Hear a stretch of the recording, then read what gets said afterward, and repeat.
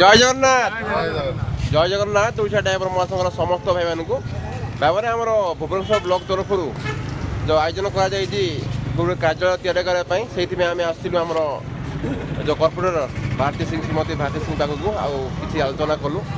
ସେ ଯାହା କହିଲେ ଆମର ତ ଅଶୋକ ବାବୁ ଆପଣଙ୍କୁ ମେସେଜ କହିଛନ୍ତି ଆଉ ଅନୁରୋଧ କରିବୁ ଆମର ବ୍ଲକ କମିଟି ଭାଇମାନଙ୍କୁ ନିହାତି ବୁଧବାର ଦିନ ଟିକେ ସମୟ ଦେବେ। ତା ସହିତ ସମସ୍ତ ଜନର ଦାୟିତ୍ୱ ଥିବା ଭାଇମାନେ ବି ଟିକେ ସମୟ ଦେବେ। ସମୟ ଦେଲେ ଯାହା ବି କଥା ହେବାର ଅଛି ସେ ଆସିଲେ ତାଙ୍କୁ ଆମେ ନେଇକି ଯିବା ଆମର ଆମର ବିଧାୟକ ସୁଶାନ୍ତ ଭାଇ ତାଙ୍କ ପାଖକୁ ଯାଇକି କିଛି ଆଲୋଚନା କରିବାର ଅଛି। ସେଇଥିପାଇଁ ସେ ସମୟ ବାହାର କରିବାକୁ କହିଛନ୍ତି।